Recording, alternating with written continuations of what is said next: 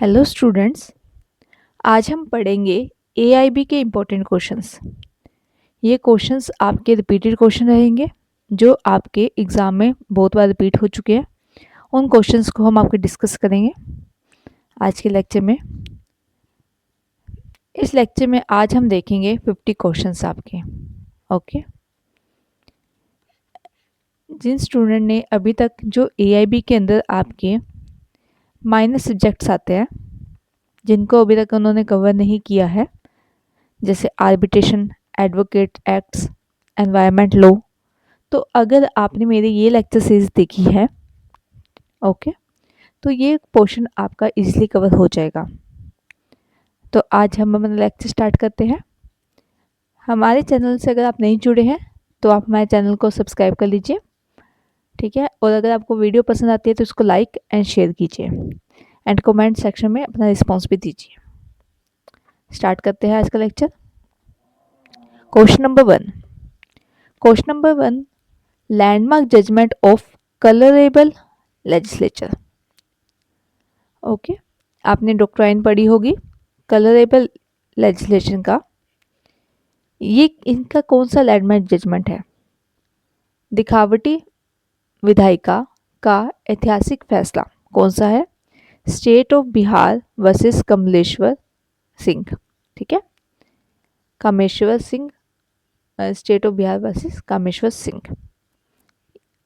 Second number question, in which constitution amendment act was passed in light of the advisory opinion received in the Berubari case. Berubari मामले में प्राप्त परामर्श के आलोक में किस संवैधानिक संशोधन अधिनियम को पारित किया गया? मतलब इस केस के आने के बाद, ठीक है, इस केस के डिसाइड होने के बाद हमने कौन सा अमेंडमेंट किया है अपने कॉन्स्टिट्यूशन के अंदर? तो हमने किया है 9th amendment act 1960। Okay, 9th amendment act 1960। Next, in which case supreme court decide no reservation on single post in cadre. इस मामले में सर्वोच्च न्यायालय ने फैसला सुनाया कि कार्डर में किसी भी पद का आरक्षण नहीं होगा। कार्डर आपको पता है जो डिपार्टमेंट वाले होते हैं वो एक लिस्ट निकाल देते हैं। डिपार्टमेंट के जो होते हैं वो क्या करते हैं, एक लिस्ट निकालते हैं। उस लिस्ट के अकॉर्डिंग फिर आपकी जो वेरियस पोस्ट के वैकेंसी उनको फिल किया जाता है। ओके, तो कौन सा सुप्रीम कोर्ट का केस है जो इससे डिस्कस करता है? Chakradhar Paswan versus state of Bihar, ठीक है, चक्रधर पासवान बनाम बिहार राज्य, ये आपका मामला है इससे related. Next, question number 4, doctrine has applied to resolve the conflict between Article 25(2)(b), okay, and Article 26(b) of Constitution। अगर हमारा कंफ्लिक्ट आ जाता है, ठीक है, विरोधाभास हमारा हो जाता है किनके बीच में? अनुच्छेद 25(2) ख के बीच में और 26 ख के बीच में, तो हम कौन सा सिद्धांत लगाएंगे, कौन सा डॉक्ट्राइन आपका अप्लाई करेंगे? डॉक्ट्राइन ऑफ हार्मोनियस कंस्ट्रक्शन, समाज संपूर्ण व्याख्या का सिद्धांत। मतलब हम इन दोनों के बीच में आपका रिलेशन बना के चलेंगे, ठीक है, एक फ्रेंडली रिलेशन हम इनके बीच में आपका देखेंगे और उसके अकॉर्डिंग फिर हम अपना डिसीजन लेंगे। हमें इसके आपके पॉइंट्स भी कवर करने हैं और इस आर्टिकल के भी पॉइंट्स आपके कवर करने हैं और फिर हमें आपका कोई भी कंफ्लिक्ट अगर है, कोई भी डिस्प्यूट है तो इसको रिजॉल्व करना है। Okay, next, question number 5, considered as suit of civil nature for section 9 of CPC. अगर आप बात करते हैं सेक्शन 9 ऑफ सीपीसी तो वो हमें बताता है कि कौन से मामले आपके सिविल नेचर के मामले हैं, कौन से मामले आपके सिविल नेचर के मामले हैं। तो सेक्शन नंबर 9 अगर आप पढ़ेंगे तो उसमें जो ये मामले हैं आपके, ये तीनों मामले आपके सिविल नेचर के मामले माने जाते हैं।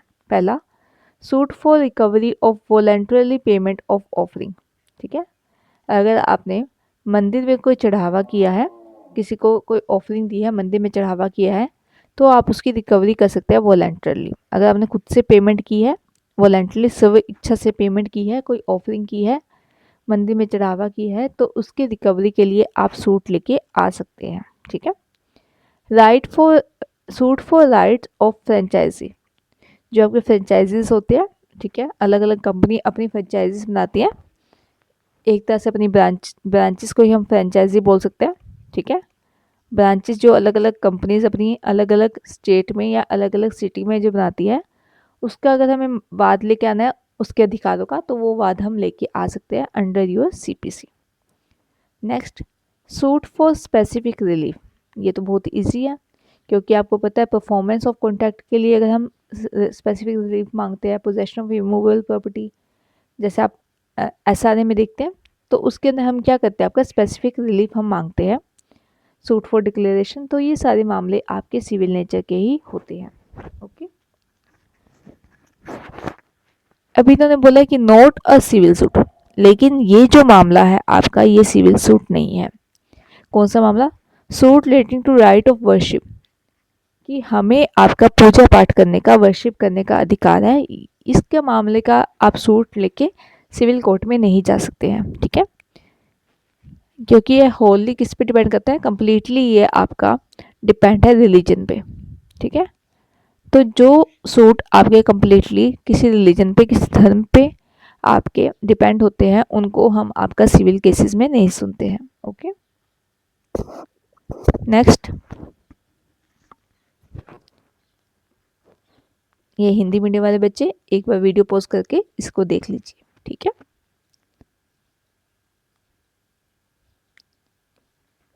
Question number 6, plaintiff is precluded from bring fresh suit. कब आपका जो वादी है, कब आपका वादी है वो नया सूट नहीं ला सकता है। ठीक है। क्या वादी को नया मुकदमा दायर करने से रोका गया है? ठीक है। इस मामले में क्या होता है, आपके वादी नया सूट नहीं ला सकता। Dismiss of suit in because plaintiff did not appear. अगर देखिए कोई मामला आपका चल रहा है, कोई वाद आपका चल रहा है, जिसमें आपका प्लेंटिव यानी वादी वो खुद ही अपीयर नहीं हुआ, खुद ही वो आया नहीं है तारीख वाले दिन। ठीक है। जिस दिन उसकी कोर्ट की हियरिंग थी, उस दिन वो खुद ही अपीयर नहीं हुआ, चांसेस उसको दिए गए, वो फिर भी नहीं अपीयर हुआ। तो इन द एंड हम क्या करेंगे, according to your order number 9, ठीक है, अकॉर्डिंग ऑर्डर नंबर 9 के अकॉर्डिंग हम क्या करेंगे, आपका जो उसका वाद है उसको ही डिसमिस कर देंगे। क्योंकि जब वादी ही आपका इंटरेस्ट नहीं दिखा रहा है आपके वाद के अंदर, तो फिर कोर्ट अपना टाइम वेस्ट क्यों करे। इसलिए कोर्ट क्या करेगी, आपके सूट को ही डिसमिस कर देगी। और ऐसे डिसमिस हुए सूट को हम क्या करते हैं, आपके दोबारा से मतलब कि फ्रेश सूट नहीं लेके आ सकते हैं। ओके। नेक्स्ट है आपका question number 7, include in the word cost under CPC. अगर आप सीपीसी की बात करते हैं, तो जब हम इसके अंदर कोस्ट देखते हैं, तो कोस्ट में आपकी क्या क्या चीज़ें ऐड होती है। कोस्ट में ऐड होगा आपका एक्सपेंसेस ऑफ विटनेस। ठीक है। गवाह को बुलाने के लिए जो भी खर्चे आपके आए हैं, लीगल फीस, जो भी आपको कोर्ट में कोर्ट फीस देनी है, लीगल फीस देनी है वो, और जो एक्सपेंसेस, जो खर्चे आपके कोर्ट में आए हैं वो दोनों, legal fees and legal expenses दोनों इसमें इंक्लूड होंगे। एनी अदर एक्सपेंस, या कोई और एक्सपेंस ऐसा है, कोई और खर्चा ऐसा है जो कि आपका प्रोसीडिंग से जुड़ा हुआ है, तो वो भी आपका इसमें ऐड होगा। नोट ऑफ फूडिंग, लेकिन इसमें क्या नहीं आएगा, फूडिंग एंड लॉजिंग एक्सपेंसेस। ठीक है। फूडिंग और लॉजिंग एक्सपेंसेस आपका इसमें ऐड ऑन नहीं होगा। भोजन और आवास का शामिल हुए खर्चे इसमें आपके ऐड नहीं होंगे। ओके। बाकी गवाहों का खर्चा, कोर्ट फीस और कार्यवाही से संबंधित खर्चे आपके इसमें ऐड होते हैं। नेक्स्ट क्वेश्चन नंबर 8, केस, कौन सा केस ऐसा है जो सुप्रीम कोर्ट ने क्लैरिफाई किया, जिसमें the admissibility of electronic record as evidence. हम क्या करेंगे, हम इलेक्ट्रॉनिक रिकॉर्ड आपकी ऑडियो वीडियो, ठीक है, कोई भी आपके पास ऑडियो पड़ी है, कोई भी आपके पास वीडियो पड़ी है, इंक्लूड कोई भी आपके पास चैटिंग है, ठीक है, कोई भी आपके पास चैटिंग है, तो वो सारी चीज़ें आपकी अब हम एविडेंस के रूप में कंसिडर करेंगे। इलेक्ट्रॉनिक रिकॉर्ड को साक्ष्य के रूप में स्वीकार्यता, ठीक है, हमने इसको स्वीकार कर लिया है। तो कौन से केस में आपका कहा गया, अनवर पीवी वर्सेस पी के बख्शीर, ठीक है। इस मामले में आपका ये कहा गया था कि हम इलेक्ट्रॉनिक रिकॉर्ड को भी आपका एविडेंस के रूप में लिख लेंगे। स्टूडेंट जो आप इसमें केसेस देख रहे हैं उनको नोट डाउन करते रहिए अपने नोट्स में, क्योंकि ये केसेस आपके इंपॉर्टेंट है, नॉट फॉर एआईबी बट आप जो भी स्टेट जुडिशरी की तैयारी कर रहे हैं या एपीओ की भी तैयारी कर रहे हैं तो उसमें भी आपके ये इंपॉर्टेंट केसेस रहेंगे, ठीक है। तो आप साथ के साथ एक पेपर पे इसको नोट डाउन कर लीजिए और बाद में आप इनको नोट्स में अपने ऐड कर लेना। Next question number 9, case considered as the first reported case of PIL in India. जो आपका जनहित याचिका की बात की जाए, अगर आपकी जनहित याचिका का पहला कौन सा मामला आपका दर्ज हुआ था, फर्स्ट केस की बात की गई है पीआईएल से रिलेटेड, जनहित याचिका से रिलेटेड, तो ये है आपका हुसैन नारा खातून versus state of Bihar. Hussain नारा खातून वर्सेस स्टेट ऑफ बिहार का मामला आप देखेंगे तो ये फर्स्ट मामला है किससे रिलेटेड, आपका जनहित याचिका से रिलेटेड। Okay, question number 10, landmark case, principle of natural justice was applicable not only to judicial and quasi judicial functions but also to administrative function. इन्होंने कहा कि जो नेचुरल जस्टिस का आपका कंसेप्ट है, ठीक है, प्राकृतिक न्याय का जो कंसेप्ट आपका, प्राकृतिक न्याय क्या है कि अगर हम आपके एक्यूज्ड है तो उसको सुना जाएगा, ठीक है, कोर्ट जो है वो गुड फेथ में काम करेगी, जस्टिस के लिए काम करेगी। तो वो जो पॉइंट्स आपके होते हैं जो हर एक आपके लॉ पे अप्लाई होते हैं उसको हम नेचुरल जस्टिस कहते हैं, ठीक है। वह अप्लाई ये सिर्फ आपके न्यायिक फंक्शंस पे ही काम नहीं करेंगे और अर्ध न्यायिक कार्यों पे ही काम नहीं करेंगे, साथ में ये आपका प्रशासनिक कार्यों पे भी काम करेगा, एडमिनिस्ट्रेटिव फंक्शन पे भी आपका लागू होता है। ऐसा किसमें कहा गया, AK Kraipak versus union of India, AK Kraipak versus union of India में ये बात आपकी कही गई है, ठीक है। Next question number 11, Supreme Court has comprehensively recognized the case SP Sampath Kumar versus union of India.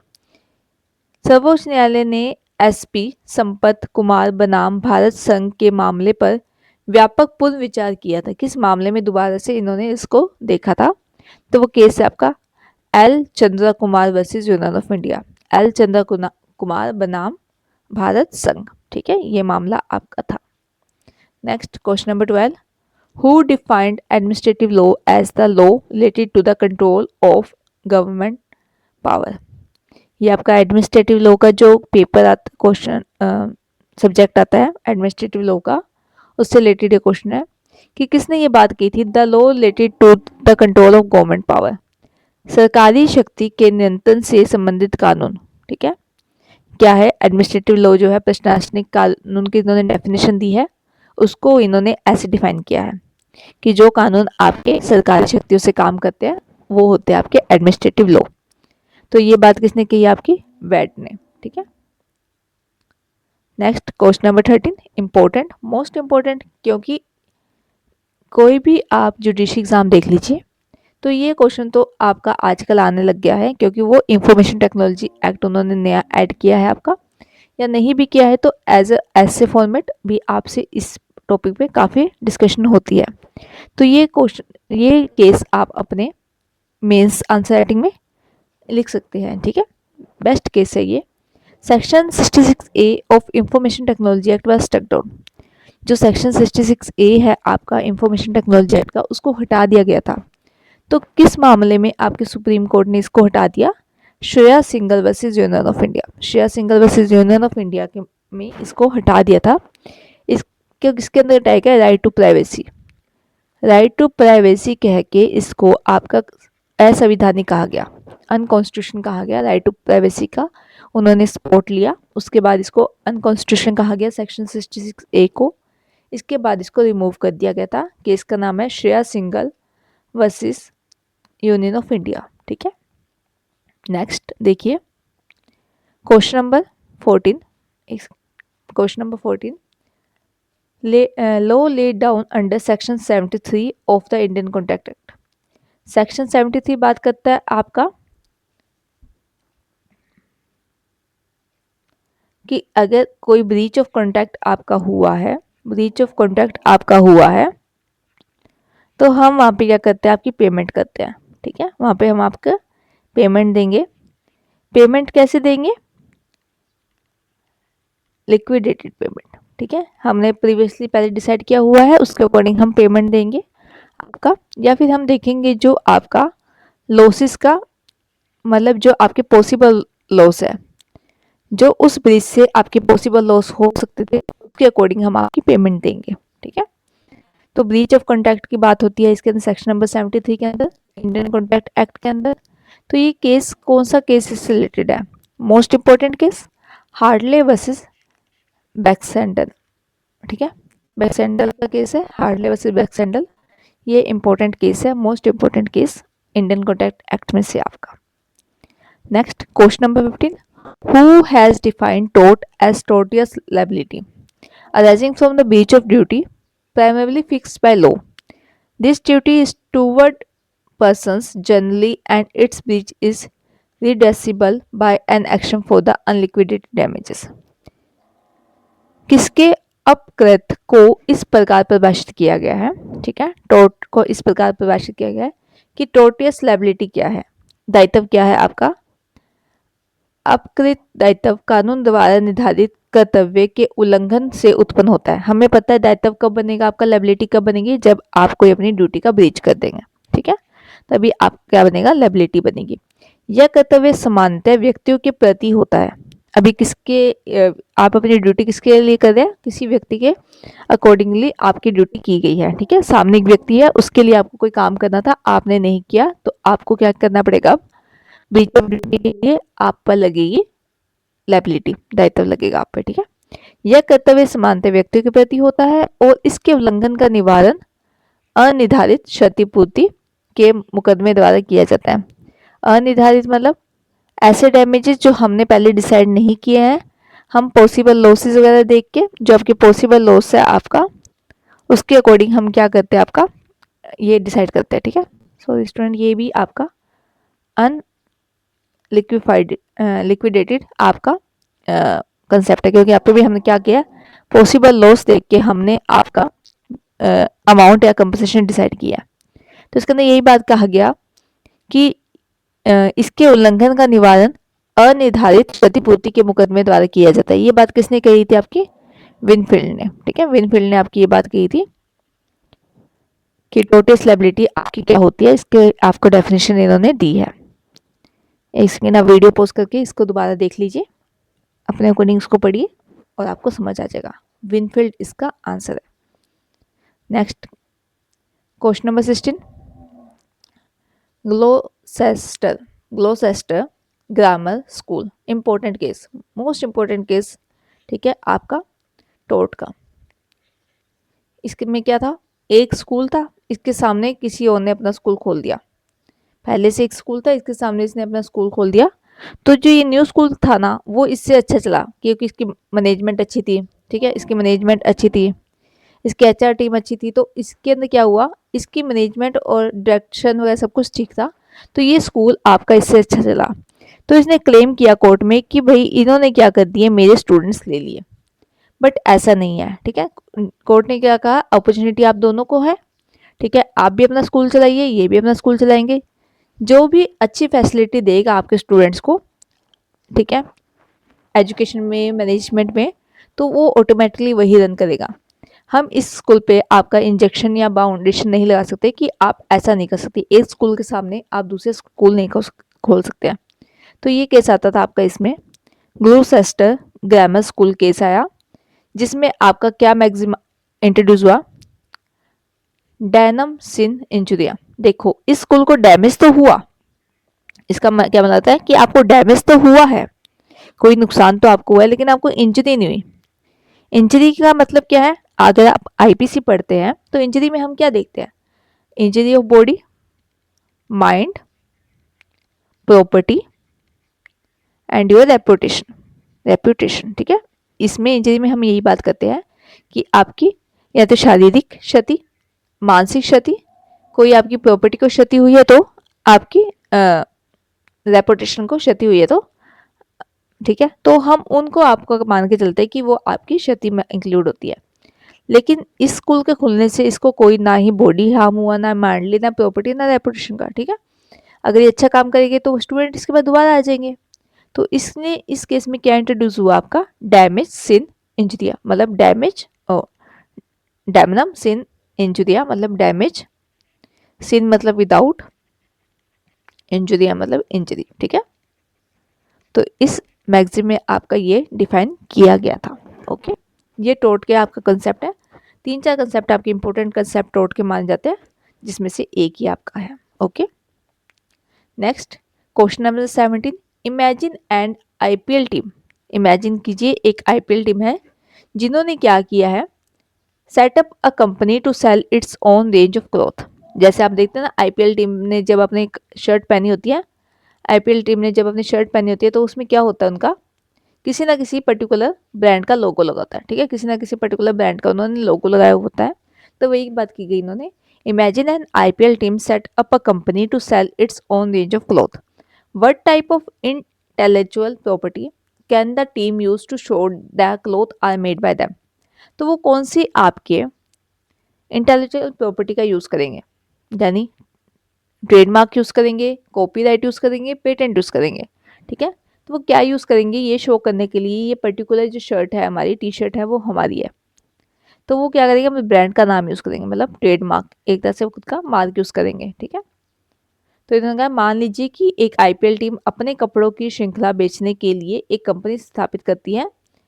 Team यह दिखाने के लिए कि किस प्रकार की बौद्धिक क्षमता का उपयोग करने की कपड़ा उनके द्वारा बनाया गया है, ट्रेडमार्क। ठीक है, चाहे आईपीएल टीम कर ले, चाहे अदर ब्रांड आपका करे, तो वो क्या यूज करती है, आपका शर्ट के ऊपर ब्रांड लिखती है ना, तो उसको हम कहते हैं ट्रेडमार्क। ठीक है, क्वेश्चन नंबर 18 इंपॉर्टेंट है, मोस्टली रिपीटेड क्वेश्चन अगर देखा जाए तो ये क्वेश्चन है, how long do patent usually last for. Patent आपके लास्टली कितने टाइम तक रहते हैं, 20 ईयर्स तक।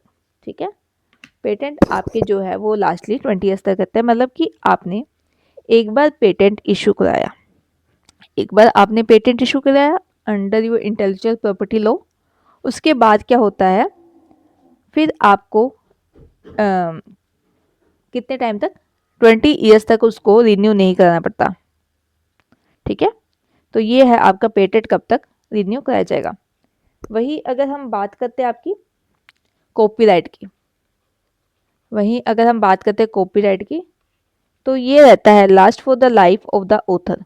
ठीक है, पहला ये रहेगा जब तक कि ऑथर, देखो कॉपीराइट क्या है कि आपने एक बुक लिखी, ठीक है, आपने एक बुक लिखी तो आपने उस पर कॉपीराइट ले लिया, या जैसे आप कहते हैं स्टोरी लिखी कोई तो कॉपीराइट ले लेते, तो वो जो आपने कुछ भी चीज़ लिखा है उस पर आप कॉपीराइट लेते हैं। तो जब तक या तो वो लाइफ ऑफ ऑथर, मतलब जब तक वो ऑथर लिखने वाला जीवित है तब तक उसका कॉपीराइट है। सेकंड, या तो 70 ईयर्स तक का, ठीक है, या तो 70 ईयर्स तक का आपको कॉपीराइट, मतलब कि आपका कॉपीराइट रहेगा। तो ये दो पॉइंट्स आते हैं इसके, पहला जब तक आपका जीवित है वो क्या बोलते हैं ऑथर तब तक, और सेकंड है आपका कि जब तक 70 ईयर्स हो नहीं जाते एक बार लाइसेंस लिए हुए, ठीक है, तो हम तब तक आपका कॉपीराइट रहेगा।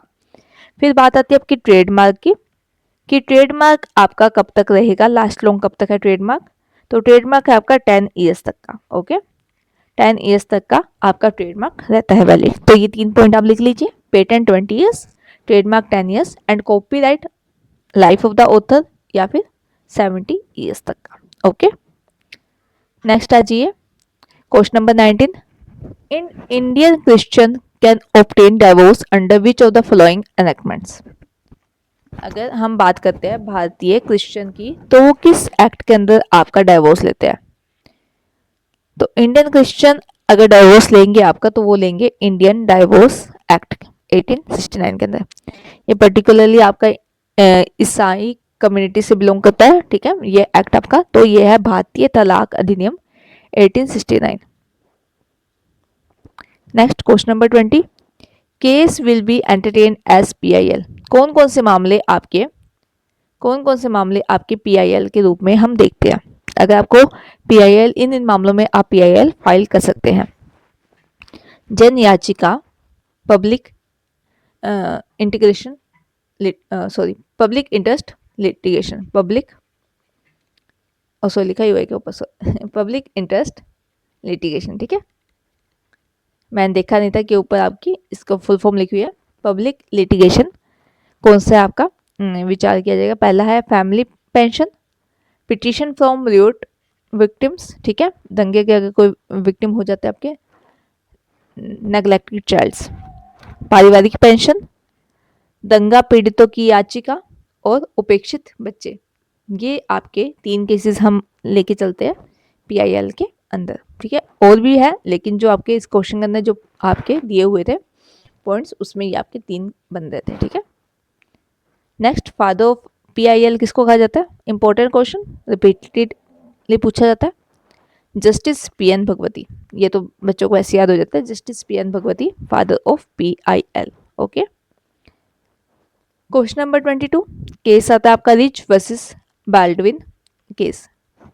रिच वर्सेस बाल्डविन केस आपका है वो किससे रिलेटेड है, नेचुरल जस्टिस से, ठीक है, प्राकृतिक न्याय से रिलेटेड आपका ये मामला है। Question number 23, important maxim, important, ठीक है, not for AIB but also for your judiciary and other competitive exams. Meaning of audi alteram partem, a person cannot be condemned without being here.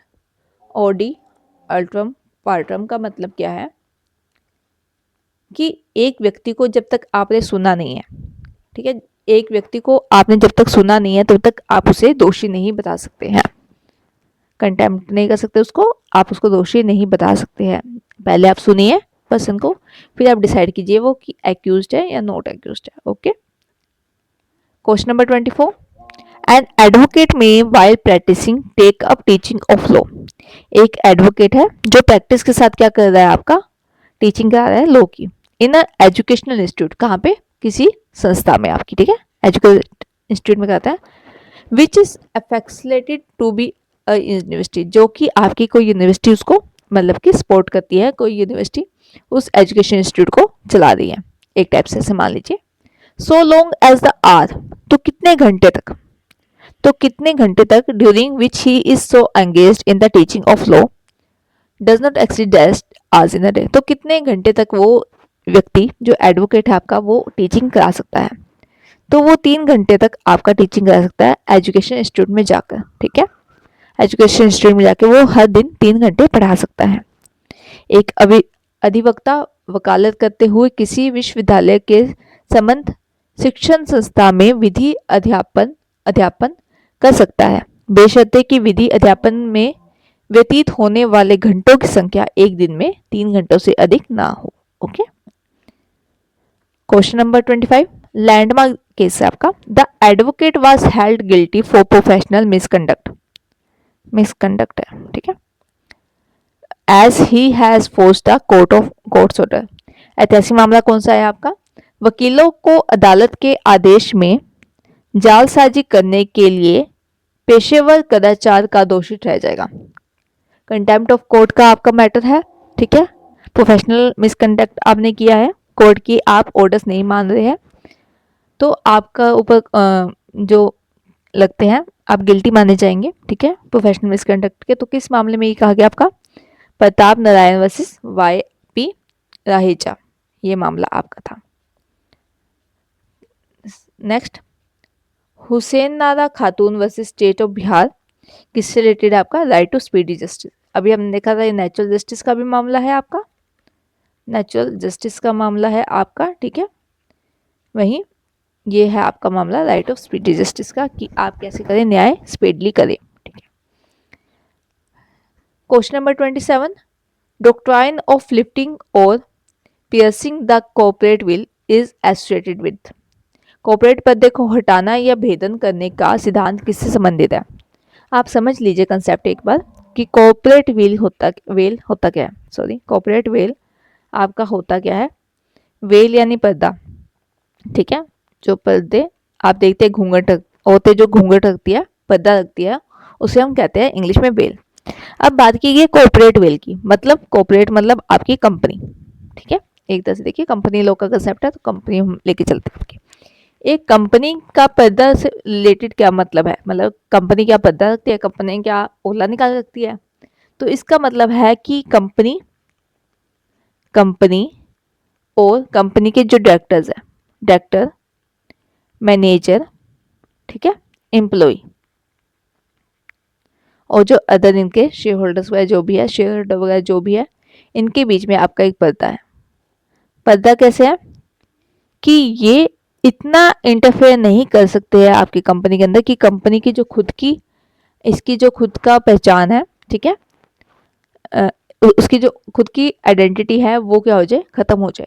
तो ऐसा नहीं होगा, ये कंपनी अपना अलग काम करेगी, ये डायरेक्टर्स अपना अलग काम करेंगे। तभी तो जब आप कंपनी लॉ पढ़ते हैं, आप क्या पढ़ते हैं, company is a separate entity, separate entity आप ये पढ़ते हैं ना, ठीक है। कंपनी की खुद की पहचान है, ये किसी के ऊपर कोई केस कर सकती है, इसके ऊपर केस हो सकता है, इसकी जितनी प्रॉपर्टीज है वो इसकी खुद की है, ठीक है। तो हमने क्या किया, एक कॉर्पोरेट वेल बना दिया, तो जिसके क्या अंदर क्या हुआ कि कंपनीज के खुद के राइट्स अलग हो गए और डायरेक्टर मैनेजर एम्प्लॉय के राइट अलग हो गया।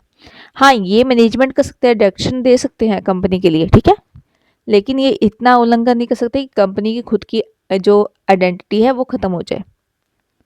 ओके, नेक्स्ट है question number 28, minimum number of members required for registered of trade unions. अगर आपको कोई ट्रेड यूनियन बनानी है, ठीक है, ट्रेड यूनियन आपको बनानी है, तो कितने मेंबर्स कम से कम आपको चाहिए, 7 मेंबर्स आपको चाहिए। ट्रेड यूनियंस बनानी है तो 7 मेंबर आपको चाहिए।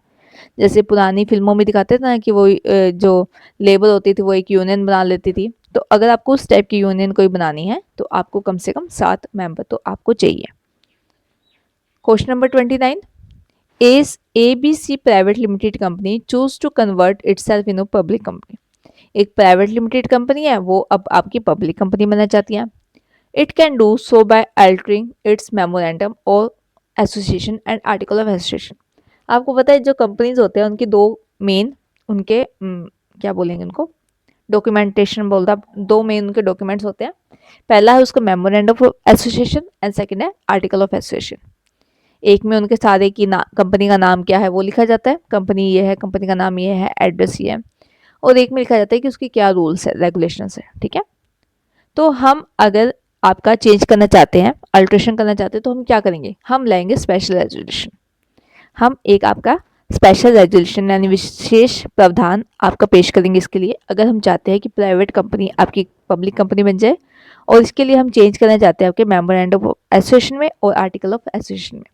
क्योंकि अगर आप इसमें चेंज करेंगे तो देखिए, एक ऐसा डॉक्यूमेंट जिसमें आपके कंपनी का नेम, एड्रेस, उसको क्यों बनाया गया है, ठीक है, उसका क्या आपका उद्देश्य है वो लिखा जाएगा, उसका ऑब्जेक्टिव लिखा जाता है, ठीक है, कितने मेंबर्स हैं इस कंपनी के लिए वो लिखे जाते हैं, और रूल्स लिखे जाते हैं। तो ये इतनी सारी चीज़ें जब आपको मेन जो बेस ही है आपका कंपनी का, उसके अंदर अगर आपको चेंज करना है तो उसके लिए आपको एक स्पेशल रेजोल्यूशन तो लाना ही होगा, विशेष प्रस्ताव तो आपको लाना ही होगा। जनरल नॉलेज की बात है, ठीक है, अगर किसी ने कंपनी लॉ पढ़ा भी नहीं है तो भी अगर वो ध्यान से क्वेश्चन पढ़ेगा तो इसका जवाब दे देगा। Question number 30, if a factory employees more than 1000 workers, they should appoint qualified dash to carry out the prescribed duty। अगर किसी कारखाने में आपके 100,000 से ज़्यादा क्या है, श्रमिक कार्यस्थ है, मतलब वहाँ पे 1000 से ज़्यादा श्रमिक लोग आपके काम करते हैं, वर्कर्स काम करते हैं, तो उन्हें निर्धारित कर्तव्य के निवारण हेतु योग्य सुरक्षा अधिकारी, सॉरी यहाँ लिख दिया इन्होंने, कि उन्हें क्या अपॉइंट करना पड़ेगा, जो आपके फैक्ट्री है उसको क्या अपॉइंट करके देना पड़ेगा, वहाँ पे सेफ्टी ऑफिसर आपका अपॉइंट करके देना पड़ेगा, ठीक है, जो ऐसे व्यक्तियों की सेफ्टी के बारे में देखें, ठीक है, व्यवस्था करें। Next question number 31, the principle of ओबी जस्ट एबी एडम रेमेडियम, ठीक है। अब देखिए, आप ये रेमेडियम से तो रेमेडी बना लेंगे, ठीक है,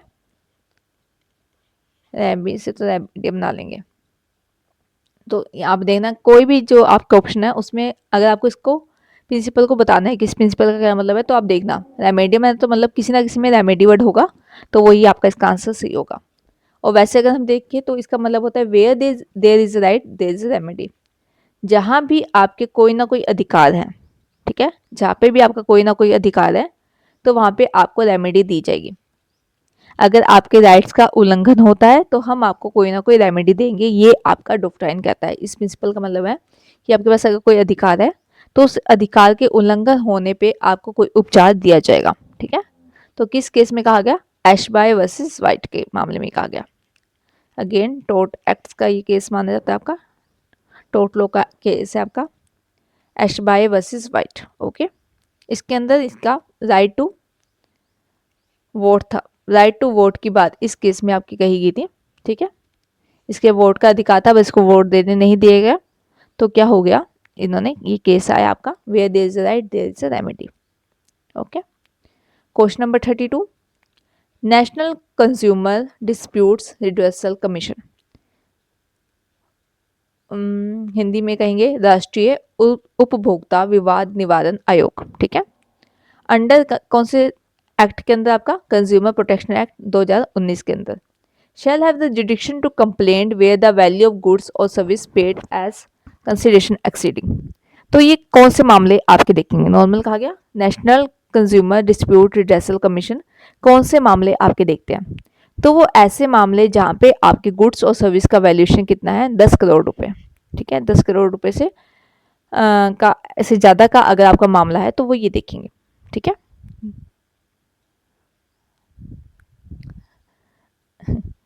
धमाल मूवी याद आ गई, 10 करोड़, ठीक है।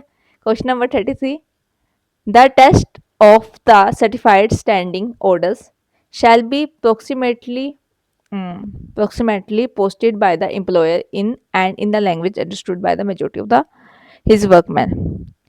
नियोजककर्ता द्वारा प्रमाणित स्थायी आदेश का पाठ प्रमुखता से प्रदर्शित किया जाएगा और वह भी, यहाँ पे इन्होंने फिर आंसर ले दिया, वह भी डैश लैंग्वेज में किया जाएगा, ठीक है।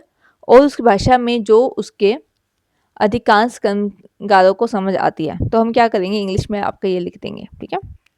इंग्लिश में आपका जो सर्टिफाइड स्टैंडिंग ऑर्डर्स होगा वो लिखा जाएगा एम्प्लॉयर के द्वारा। लैंग्वेज क्या है आपकी? इंग्लिश।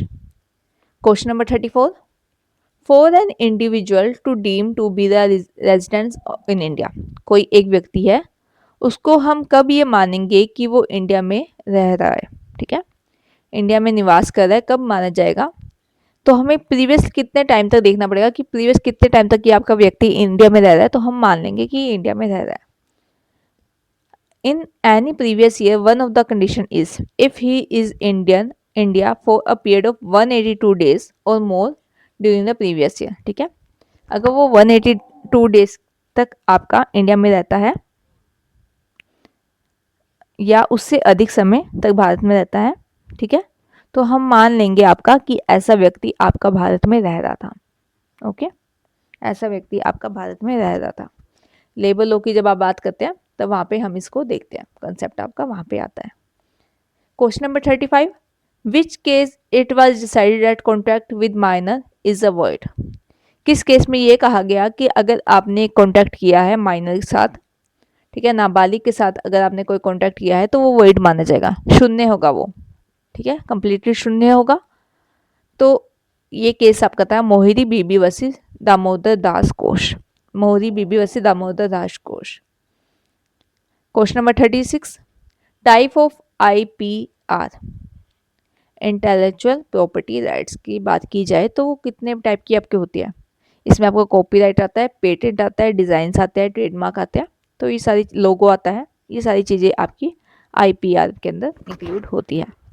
बौद्धिक संपदा अधिकारों के प्रकार क्या है? कॉपीराइट, पेटेंट, डिज़ाइन, ट्रेडमार्क, लोगो, ठीक है, ये सारी चीज़ें आपकी आईपीआर का पार्ट है। Next question number 37, which of the case the supreme court decide that a constitution amendment is a law. किस केस में ये कहा गया कि जो आपकी संवैधानिक संशोधन है, कॉन्स्टिट्यूशन अमेंडमेंट है, वो आपका एक कानून है with in the meaning of article 13(2)। जब आप आर्टिकल 13(2) पढ़ते हैं तब आप देखते हैं कि कॉन्स्टिट्यूशन अमेंडमेंट को हमने लोक की तरह कंसिडर किया है, and therefore if it violets any fundamental rights it may declare void. इससे क्या हुआ कि अगर आपके संशोधन ने कोई ऐसी बात कही जो कि आपका फंडामेंटल राइट्स का उल्लंघन कर दिया, संशोधन में कोई ऐसी बात आई जो कि फंडामेंटल राइट्स मौलिक अधिकारों का आपका उल्लंघन कर दिया है, तो हम उसको वॉइड कह सकते हैं। किसको? उस संशोधन को। केस आता है आपका important, Golaknath versus state of Punjab. ठीक है, हिंदी मीडियम वाले बच्चे इसको एक बार पॉज करके देख लीजिए। Okay, next question number 38। The minimum number of जजेस who asked to be sitting for the purpose of deciding any case involving a substantial question of law। ठीक है, सब्सटेंशियल क्वेश्चन, एक सेकंड, कितने कम से कम कितने जजेस आपके बैठेंगे अगर उन्हें डिसाइड करना है कोई महत्वपूर्ण क्वेश्चन विधि से रिलेटेड या उनको इंटरप्रिटेट करना है संविधान को लेके। ठीक है, अगर उनको ये दो काम करने हैं आपके, तो वो आर्टिकल नंबर 143 का यूज़ करेंगे। तो उसकी हियरिंग के लिए वो कितने मिनिमम जजेस बैठेंगे? तो 5 जजेस आपके बैठेंगे, जिसको हम कहते हैं कॉन्स्टिट्यूशनल बेंच। ठीक है, कॉन्स्टिट्यूशनल बेंच जिसको हम कहते हैं, कॉन्स्टिट्यूशनल बेंच कहते हैं, ये लगा दो, कॉन्स्टिट्यूशनल बेंच इनको कहा जाता है। इस संविधान की व्याख्या से संबंधित किसी महत्वपूर्ण विधि प्रश्न वाले मामलों का निर्णय करने के लिए या उद्देश्य अनुच्छेद 143 के तहत किसी संदर्भ की सुनवाई के लिए उपस्थित होने वाले न्यायाधीश की न्यूनतम संख्या निम्नलिखित होगी। कितनी होगी? 5 होगी। आर्टिकल 143 क्या है आपका, कि जब आपके प्रेसिडेंट एडवाइस लेते हैं सुप्रीम कोर्ट से, जब आपके प्रेसिडेंट एडवाइस लेते हैं सुप्रीम कोर्ट से किसी पर्टिकुलर क्वेश्चन पे, ठीक है, तो हम उसको देखते हैं आपके आर्टिकल नंबर 143 के अंदर। ये आपके आर्टिकल 143 के अंदर प्रेसिडेंट एडवाइस ले सकते हैं सुप्रीम कोर्ट से, और ये जो एडवाइस होती है आपकी डिस्क्रिशनरी होती है। ठीक है, ये एडवाइस माने या ना माने आपके प्रेसिडेंट पे डिपेंड करता है, कंपलसरी नहीं है, डिस्क्रिशन है। ये मानना, एडवाइस मानना या ना मानना आपका डिपेंड करता है प्रेसिडेंट पे। ठीक है, question number 39। Section 125 of CRPC is secular. ठीक है, सेक्शन 125 क्या है? सेकुलर है, मतलब हर धर्म के लोग पर धर्म निरपेक्षता है इसमें, निरपेक्षता है इसमें। ठीक है, हर धर्म के लोग इसके ऊपर अप्लाई होता है सेक्शन नंबर 125। किस केस में आपका ये कहा गया? तो केस आता है आपका मोहम्मद अहमद खान वर्सेस शाहबानो बेगम। शाहबानो बेगम में मेंटेनेंस के लिए अप्लाई किया गया था, तो मेंटेनेंस का मामला आपका सेक्शन 125 का है। ठीक है, CRPC। अगर आप बात करते हैं BNSS की, तो ये मामला हो गया है सेक्शन 144 का। ठीक है, केस का नाम आप देख लीजिए, कंप्लीट नाम देखिए। कई बार क्या करते हैं, केस का शॉर्ट फॉर्म लिख देते हैं, जैसे शाहबानो बेगम तो आपको याद होता है, वो पूछ लेते हैं इसके अंदर अपोजिट पार्टी कौन थी। ठीक है, ऐसे पूछ लिया जाता है कि अपोजिट पार्टी कौन थी, तो एक बार आप कंप्लीट नेम आप याद रखिए, Mohammad Ahmad Khan versus Shah Bano Begum. Okay, next question number 40। If someone lies before the court on affidavit, आपने किसी को पेश किया शपथ पत्र पे, एफिडेविट पे किसी को पेश किया, हो it can tackled by the advocates, तो भी क्या कहते हैं उसको, क्या करेंगे आपका जो, तो अधिवक्ता द्वारा इसका समाधान कैसे किया जाता है? यदि कोई व्यक्ति शपथ पत्र में न्यायालय में साक्षी झूठा बोलता है, अच्छा ऊपर आता क्वेश्चन लिख दिया गया। ठीक है, अगर आपने शपथ पत्र के बाद भी क्या किया, झूठे एविडेंस दिए है, तो आपके अधिवक्ता कैसे सुनेंगे? तो इसके अंदर क्या किया जाएगा, आपका एक एप्लीकेशन लगाया जाएगा जिसको कहेंगे perjury application can be file. ठीक है, झूठे बयानों के लिए आवेदन दायर किया जाता है। ओके, एफिडेविट का या तो आपको जवाब देना है, ठीक है, सामने वाला वकील है जवाब देना चाहता है, एफिडेविट पे अगर आपने कोई स्टेटमेंट बोली है, तो हम क्या करेंगे, हम लगाएंगे एक एप्लीकेशन जिसको कहा जाता है पेज जूरी एप्लीकेशन। ठीक है, question number 41। Suppose FIR is not registered by the station house. मान लीजिए कि स्टेशन हाउस जो आपकी पुलिस स्टेशन है, उन्होंने क्या किया, आपकी FIR को दर्ज नहीं किया, तो आपके पास क्या क्या ऑप्शन है? एफआईआर दर्ज नहीं हुई, आप स्टेशन पे गए फिर भी नहीं की, तो आपके पास ऑप्शन है कि आप सुपरिटेंडेंट ऑफ पुलिस के पास जाइए। ठीक है, आप सुपरिटेंडेंट ऑफ पुलिस के पास जाइए। और सेकंड ऑप्शन क्या है, आप जाइए मजिस्ट्रेट के पास।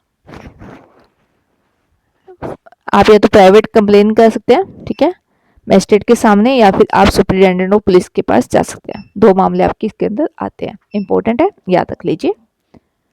Question number 42, N arbitration proceeding is. अगर हम बात करते हैं मध्यस्थता की, आर्बिट्रेशन की बात हम करते हैं, तो ये कैसी प्रोसीडिंग है, ये आपकी क्वासी जुडिशियल प्रोसीडिंग है। ठीक है, क्वासी जुडिशियल देखिए कैसे, क्योंकि इनके पास अधिकार है कि आप एविडेंस ले सकते हैं, ठीक है, अवार्ड्स दे सकते हैं, मतलब जो आप डिग्री देते हैं जनरली उसको इसमें आर्बिट्रेशन में कहा जाता है अवार्ड्स। आप एविडेंस ले रहे हैं, आप अवार्ड्स ले रहे हैं, आप समन भेज सकते हैं, किसी को बुला सकते हैं। ठीक है, कॉलिंग ऑफ या तो पर्सन, किसी पर्सन को बुलाने के लिए समन भेज सकते हैं, या डॉक्यूमेंट बुलाने के लिए आप समन भेज सकते हैं। ठीक है, ये तो हो गया आपका जुडिशियल, जुडिशियली हम यही काम करते हैं। ठीक है, लेकिन ये नॉन जुडिशियल कैसे है, क्वासी जुडिशियल मतलब क्या होता है कि आधा आधा जुडिशियल है, आधा नॉन जुडिशियल। नॉन जुडिशियल कैसे है कि ये आपका ना ही सीपीसी फॉलो करता है और ना ही आपका एविडेंस फॉलो करता है। ठीक है, ये बात हमने पढ़ी है ना आपके आर्बिट्रेशन एक्ट के अंदर, कि ये ना ही आपका सीपीसी फॉलो करेगा और ना ही आपका एविडेंस फॉलो करेगा। ठीक है, तो ये है आपका कि ये जो प्रोसीडिंग है आपकी क्वासी जुडिशियल प्रोसीडिंग है।